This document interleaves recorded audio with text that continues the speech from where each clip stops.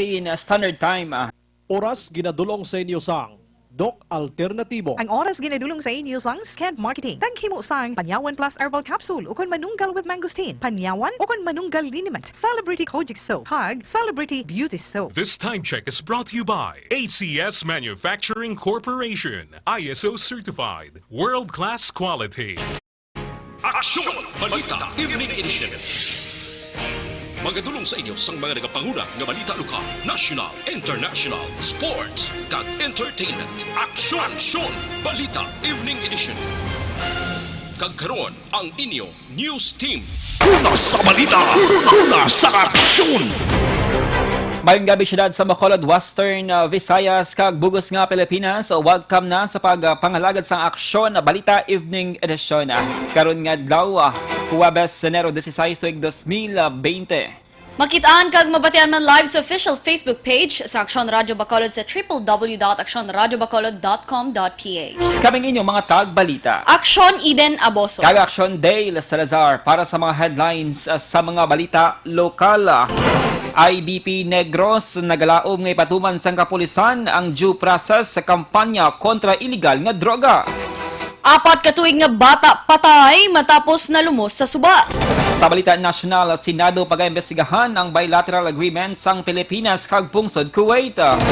Job order kag contractual government workers makabaton sang 3,000 pesos gikan sa gobyerno. Sa balita international, impeachment articles ni US President Trump yara na sa Senado. Sa sports, sa balita Ginebra, wala nagakumpiyansa apisa sang 3-1 lead kontra Meralco sa PBA Finals. Sa balita entertainment, Julia Montes balik na sa showbiz. Detalye sa mga balita lokal pagkatapos gilamang sini.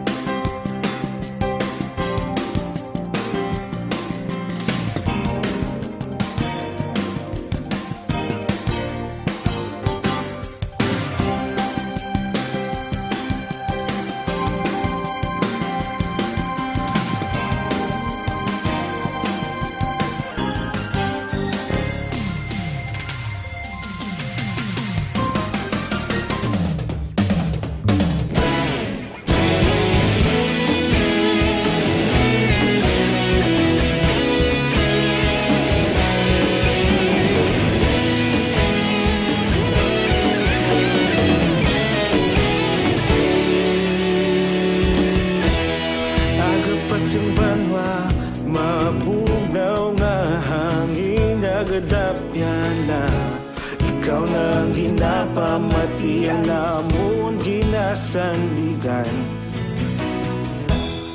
Tingog sang probinsya, kamatuuran ginapalap na. Minsay nga may dala, paglaom kag kasanad.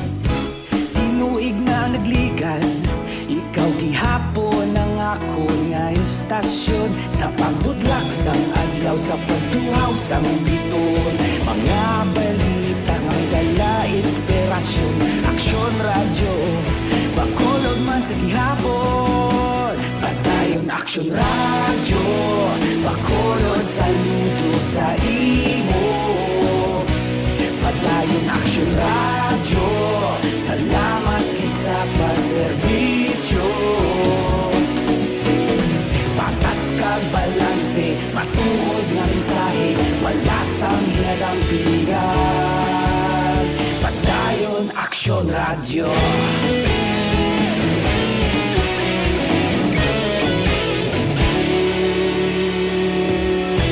Bacolod nun kag Negrosanon, inyong pamatian. Istasyon nga nagapalaplag sang kamatuuran.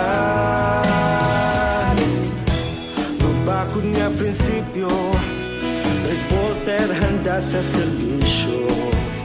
Kahapon, karon kag sa gihapon, kita magapadayon. Tinuig na nagligan, ikaw gihapon ang ako nga istasyon. Sa Isang adlaw sa pagtuhaw sa bituon, mga balita nga may dala inspirasyon. Aksyon radyo, Bacolod man sa gihapon. Aksyon! Lasay sa 11 Action Radio Philippine Standard Time. Kagaroon sa detalye na sa mga nagapanguna nga balita lokal. Nagalaom ang pamunuan sa Integrated Bar of the Philippines sa IBP Negros Occidental Chapter nga mapatuban sa kapulisan sa syudad sa Bacolod ang nagakaigo nga due process angon sa kampanya batok sa ginadilian nga droga. Ini ang nangin reaksyon ni IBP President Negros Chapter Attorney Edmundo June Manlapo Jr. angon sa damlaglang palayagang ginhimo ni BCPO Drug Enforcement Unit Head Lieutenant Colonel Jovi Espinido. Sunod kay Manlapa, wala sang problema kung luyag sa kapulisan nga ipatuman ng lapnagon nga kampanya batok sa mga sindikato kasunod sang ultimatum nga ginapagwa ni Espinido apang dapat nga madula ng issue sang planting of evidence nga masami ginaligar sang mga nagakaladakpan sa operasyon. Sunod kay Manlapaw, hindi man makapamaayo sa Bacolod ng ginhimo nga pagdaragwain ni Espinido sa syudad bilang Shabulayz City. Bangod, mas labing maayo kung ginpresentar na lamang sini kung tani ang nagakaigo nga may ebidensya kaginbulgar sa publiko ang identity sini nga mga individual agud malikawan ang issue sang pre-judgment. Ina-prejudge mo na balang Bacolod ayon. Ang mas maayos na siguro action artist present siya na isang facts and figures and pakita niya sa public at kung matuod yun man i-name na yung mga persons responsible magamit na due process sa pag-stop abuse ang drug menace ngayon Nabatian si IBP Negros Occidental President Chapter Attorney Manlapaw. Ginpagkamalaot naman sang Bayan Negros kag Karapatan Negros ang damlaglang palayag ni Police Lieutenant Colonel Jovi Espinido nga patyon ang sinuman nga involbado sa iligal nga droga kung hindi magkooperar sa kampanya. Sunod sa grupo nga mga pahayag ni Espinido ang isa kapag lapas sa tawhanon nga kinamatarong kag pagdula sa kinamatarong sang tagsa ka mga tawo nga mapaidalom sa due process. Ginkabig sang grupo nga isa ini ka senyales sang madugoon nga rehiyon kag ginpahayag nga ang pagka-assign kay Espinido sa Bacolod ang dugang sa wala untat nga paglapas sa tawhanon nga kinamatarong sa Negros. Naibaloan si Espinido among anay Chief of Police ang Albuera, Leyte kag Ozamis City sa din duha ka mga alkalde nga ginaligar involbado sa illegal nga droga ang nagkalamatay sa operasyon sang kapulisan. Sa ginpatigayan nga press conference sang Enero 16 ginhatagan sang ultimatum tubtob Enero 31 ni Espinido ang mga grupo nga nagaintra sa illegal nga droga nga magkooperar sa ila kag kung hindi siya na ang magahimo sang tikang batok sa mga ini. Sa iban nga balita lokal, nagdegatibo sa ginadilian nga droga ang 98 ka mga miyembro sang Philippine National Police sa PNP kag non-uniform personnel o kun NUP sang Negros Occidental Police Provincial Office sa Nokpo. Sunod kay Police Major Addison Garcia, spokesperson sang Nokpo, ining resulta sa ginpatigayon nga surprise drug test sa kapulisan tinalikdan nga adlaw. Sunod kay Garcia, isa ini ka maayo nga indikasyon kag maayo para sa imay sang kapulisan sa Negros Occidental. Liwat nga nagpahanumdum ang Nokpo nga bisan anong oras pwede sila magapatigayon sang surprise drug test sa iban pa nga kapulisan. Ang magpositibo sa drug testing ang ipaidalom sa confirmatory test kag kun niwat nga magpositibo kasuhan gilayon sang administratibo kag mahimo pa nga ma-dismiss sa serbisyo. Ini nga tikang sang Nokpo ang kabahin lang sang programa nga internal cleansing sang Philippine National Police. Sa ibang pang balita lokal, nagpain ang gobyerno sa siyudad sa Bacolod sang 5 milyones pesos nga financial assistance sa Bacolodiat Incorporated nga organizer sang 15th Bacolodiat Festival sa Enero 31 kag Pebrero 2. Sunod kay Vice Mayor Elcid Familiaran ang financial assistance ang naprubahan na sang sangguniang panglungsod sang Enero 15. Ginpaatag ni Familiaran ang organizer na ang bahala sa pag-usar sang among nga pondo kag dapat na liquidate kag magsunod sa mga pulisa sang Commission and Audit. Sunod sa Vice Alcalde Tuyo sang kaywatan nga makaganyat sang turista kag mga investors nga maayo para sa Bacolod. Sunod pa kay Familiaran dapat mas strengthen pa ang relasyon sa syudad sa mga negosyante ilabi na kalabanan nga naganegosyo sa Bacolod ang mga Filipino-Chinese. Yes, may 5 million assistance sa ila in celebration of our yearly Bacolodiat Festival. Yes, approved na namon. Hindi ka receive another financial assistance kung hindi mo ma-liquidate ang previous. Si Bacolod City Vice Mayor Elcid Familiaran. Patay nga 4 katuig nga bata matapos nalumos sa may Hacienda, Manila 12, Quarry Site, Malugo River Barangay ng Banwas ang Ibi Magalona, Merkules ng hapon, Enero 15. Ang biktima sa kalalaki kang nagapuyuman sa nasambit nga lugar. Ginpahayag ni Police Major Wilfredo Binoman ng Hepes ng Ibi Magalona PNP, nagpanginawang bata upod ang iyang ginikanan pero bangod sa mabaskog nga daludo sa tubig, nadalang biktima sa madalom nga bahin sang suba. Suno kay Binoman, gintingwaan pa sa nga may nga luwason ng iya anak, apang wala na matigayon pa. Nagtingwa man ang Philippine Coast Guard yung mga rescuers nga pangitaw ng biktima sang Miyerkules sang gabi, apang napaslawan sila. Webes na sang aga, Enero 16, sang nakitaan na ang biktima nga nagalutaw sa suba. Sa katapusan nga balita lokal, ginpanawagan ni Negros Occidental Acting Governor Jeffrey Ferrer sa mga Negrosanon nga magpadala sang bulig sa mga naapektuhan sang paglupok sang Bulkan Taal sa probinsya sang Batangas. Suno kay Ferrer, bukas ang gobyerno probinsyal sa pagbaton sa anuman nga bulig, ilabi na ang mga panapton kag kwarta. Dugang pa ni Ferrer nangin kinaanda na para sa Negros Occidental nga magpadala sang bulig sa mga biktima sang kalamidad. Palayag pa sang acting governor, iya pagahulaton ang pagbalik ni Governor Eugenio Jose Lacson halin sa Estados Unidos, agod desisyonan kung pila ang ipadala nga bulig pinansyal. Subong adlaw Enero 16, si hinubaan Negros Occidental Councilor Jason Tupas ang isa sa mga nagdulong sang 72,000 ka mga face mask sa mga biktima sang Taal volcano eruption bilang kabahin sa iya umpisahan nga donation drive. Una sa balita, una sa aksyon. Last 6:18 Action Radio Philippines Standard Time sa imo pag-exercise hini magkalipat nga mga detoxify. Ugali ang pag-inom sang DTX 500, bangon ang DTX 500 ang nagatino sa imo nga dugo nagasilhig sa mga impurities sa toxin sa imo nga taya. Ini man nagabulig panubos sa imo nga blood sugar bangon sa organic compounds nga visin, charantin ug polypeptide. Gani sa may mga mataas nga cholesterol, mataas nga blood sugar bangon sa diabetes, mag DTX 500 capsule sa kada adlaw. Ang produkto nga DTX 500 ang pwede na ma-order online kag ma-deliver sa inyong mga balay. Magbisita lamang sa www.kalusuganyan.ph or pwede man bisitahon ang Kalusugan Yan Facebook page.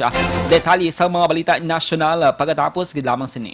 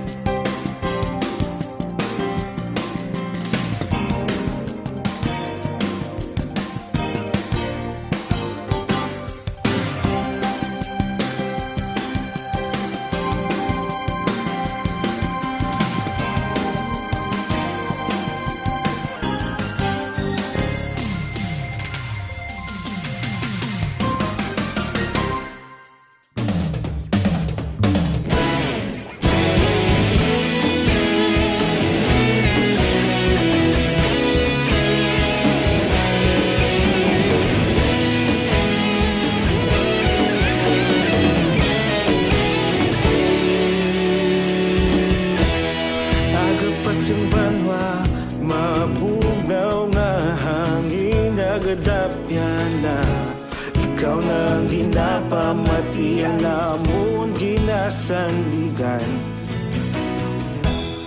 Tingog sang probinsya, kamatuuran ginapalap na. Minsay nga may dala, paglaom kag kasanan. Tinuig na nagligan, ikaw gihapon ang ako nga istasyon. Sa pagbudlak sang adlaw, sa pagtuhaw sang biton. Mga balita nga dala inspirasyon. Aksyon radyo, bakolod man sa gihapon.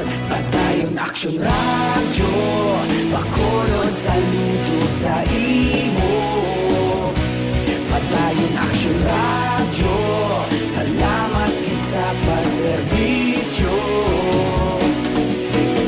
Patas kag balanse, matuod nga mensahe, wala sang hinadang pilihan. Padayon aksyon radyo.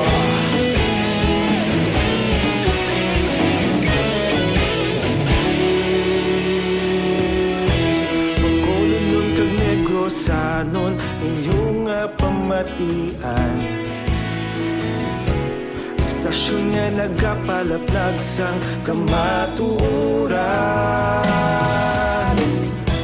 Magbakod nga prinsipyo, reporter handa sa serbisyo. Kahapon, karon kag sa gihapon, kita magapadayon. Tinuig na nagligad, ikaw gihapon ang ako nga estasyon. Sa pagbutlak sang adlaw sa Hula sa aksyon!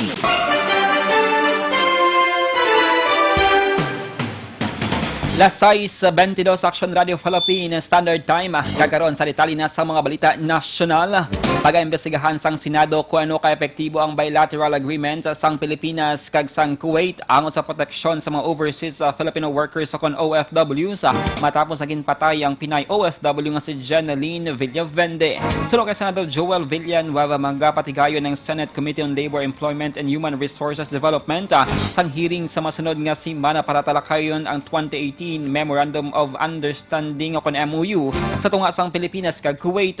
Si Villavende ang 26 anyos nga Pinay OFW naging kastigo tubtob mapatay sa employer sa Kuwait kag nagapakita sa autopsy report nga positibo sa sexual abuse ang biktima. Sunod kay Villanueva, umpisa nga ginpermahan ng MOU sang Mayo tuig 2018 nagnubo ang sexual abuse, maltreatment kag contract violation sa mga Pinoy sa Kuwait. Apisa sang pagnubo sa mga kasusundo sa senador, may pila sa gihapon ka mga employers sa Kuwait ang nagakontrol sa mga Pinoy OFWs angin sa pagkuha sa ilang mga passports kag travel documents o kon pagkuha sang ilang mga cellphones.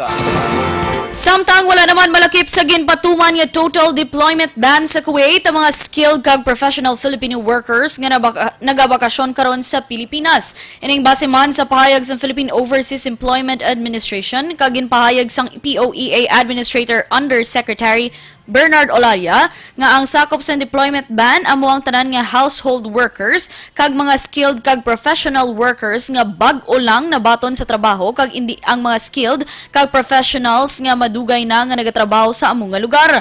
Madumduman bag-o nagpatuman sang total deployment ban, nagpatuman sang partial deployment ban sa Kuwait ang gobyerno sang Pilipinas matapos napatay ang isa ka OFW nga si Jeneline Villavende. Naibaluan matapos ang autopsy nga ginpatigayan sa bangkay ni Villavende didto kag amend sang POEA Governing Board ang deployment ban.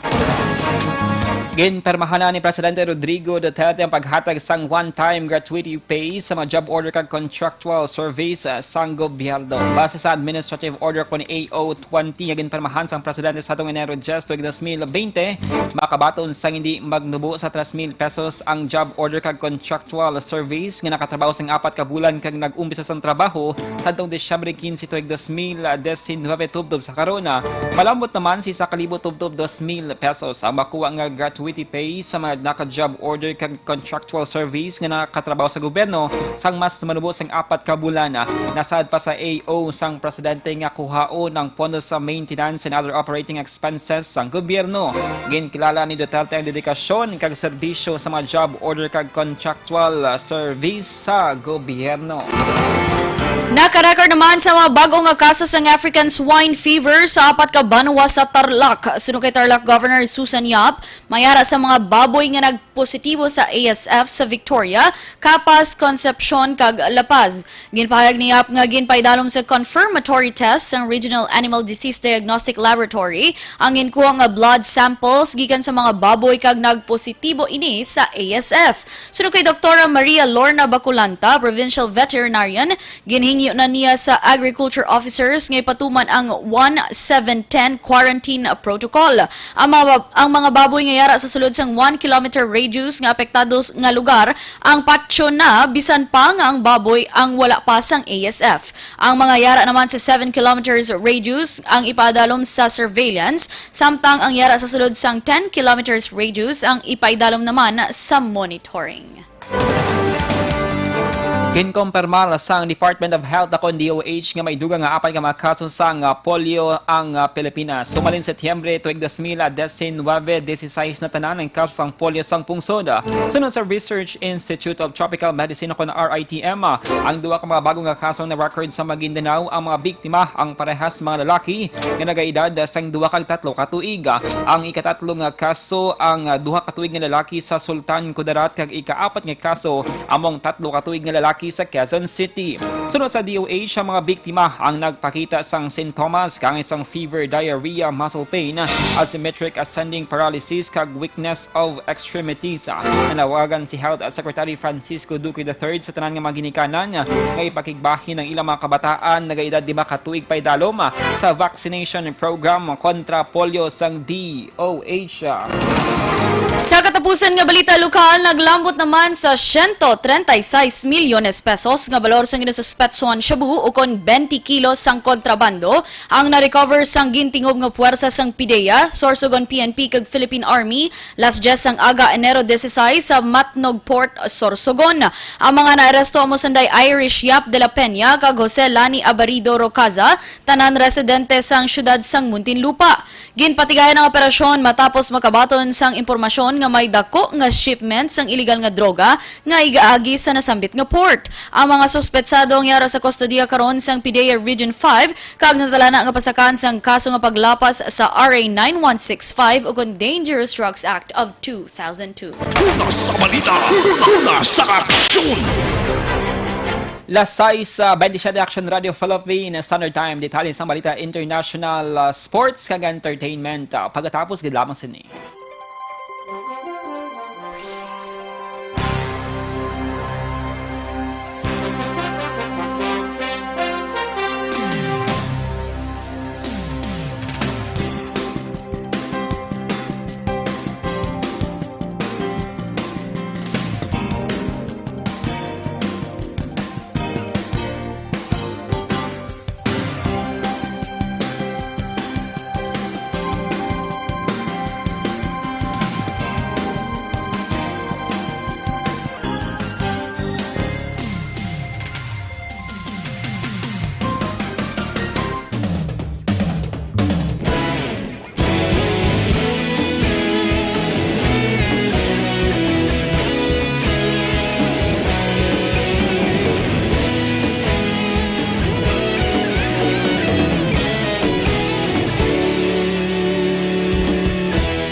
Agapasang banwa, mabugnaw na hangin, nagadapyan na. Ikaw na ang ginapamatian, namon ginasandigan. Tingog sang probinsya, kamatuuran ginapalap na. Minsay nga may dala, paglaom kag kasanat. Tinuig na nagligan, ikaw gihapon ang ako nga istasyon. Sa pagbudlak sang adlaw, sa pagtuhaw sang biton. Mga balita nga may dala inspirasyon. Aksyon radyo, bakolod man sa gihapon. Padayon aksyon radyo, bakolod saludo sa imo. Padayon aksyon radyo, salamat kisa pagserbisyo. Patas kag balanse, matuod nga mensahe, wala sang ginadampigan. Padayon aksyon radyo.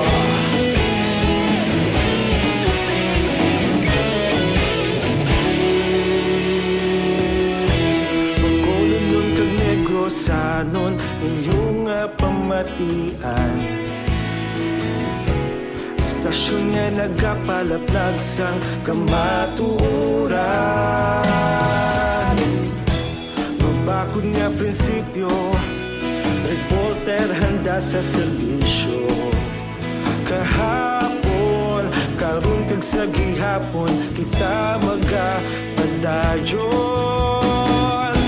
Tinuig na nagligan, ikaw gihapon ang ako nga istasyon. Sa pagbutlak sang adlaw, sa pagtuhaw sang biton. Mga balita radyo Bacolod man sa gihapon Padayon aksyon radyo Bacolod saludo sa imo Padayon aksyon radyo Salamat kit sa pagserbisyo Patas kag balanse Matuod na mensahe Wala sa ginadampigan Padayon aksyon radyo Una sa balita, una sa aksyon, sa Bacolod Aksyon Radio. Una sa balita, una sa aksyon, sa Bacolod Aksyon Radio. Balita, una sa aksyon. Las 6:31 Action Radio Philippines Standard Time. Sa detalye na sa Balita International, nadulong na sa Senado ang duha ka articles ng impeachment batok kay Donald Trump kundi natala naman nga magpatigayon sang motion trial batok sa ika-45 nga US President. Si Democratic House Speaker Nancy Pelosi ang nagperma sa mga articles kundi ginareklamo si Trump sang abuse of power and obstruction of Congress. Palayag ni Pelosi, ila ginakasubo ang mga tikang sang ila presidente, ilabi na ang pagrisgo sang ila national security. Ang mga articles ang gidulong sa Senate clerk sa mga opisyal lakip na ang mga House managers nga ginpili nga makigbahin sa kaso batok kay Trump. Matapos ang pagpabalo sa Senado sa impeachment charges, gilayon ini ginbasa sa Senado. Una sa balita, una sa aksyon. Sa sports, balita ginakabig sang Barangay Ginebra nga do-or-die game ang Game 5 sang 2019 na PBA Governors Cup Finals. Inisuno kay Ginebra player Scotty Thompson na pesar nga advance ang ilang team kag nakuha ang Game 4 sa score nga 94-72 Merkules ang gabi. Sa karon ng Ginebra may tatlo na kadaog samtang isa naman ang para sa Meralco. Ang Game 5 ang patigayonon buwas nga adlaw Biyernes sa Mall of Asia Arena. Ginapaabot na ni Thompson nga mas mangin mabuda ang Game 5 ikumpara sa Game 4. Sunod kay Thompson, ila panumdumon nga do-or-die game ang Game 5 bangod mabudlay kung ila panumdumon nga mayara sila sang advantage sa PBA Finals. Una sa balita, una sa aksyon. Sa ato naman nga Balita Entertainment, magabalik na sa show business ang actress nga si Julia Montes. Sa Instagram ni Julia, iya share ang picture kung nagbisita siya sa opisina sa iya talent management nga Cornerstone Entertainment Incorporation. Kag base pa sa post, madamo nga proyekto na kalinya para kay Julia sini nga tuig 2020. Madumduman nagbiyahe pa Germany si Julia Montes nagligad nga tuig para makaupod ang iya sini nga amay. Tuig 2018 sa uli nagbida si Julia sa isa ka teleserye. Una sa balita, una sa aksyon. Las 6:34 Action Radio Philippines Standard Time. Inyo nabatian ang mga balita sa Action Balita Evening Edition. Karon nga daw Huwebes, Enero 16 tuig 2020. Kaming inyong mga tagbalita. Aksyon Eden Aboso. Kag Action Dale Salazar. Una sa balita, una sa aksyon. Sa Bacolod Aksyon Radio.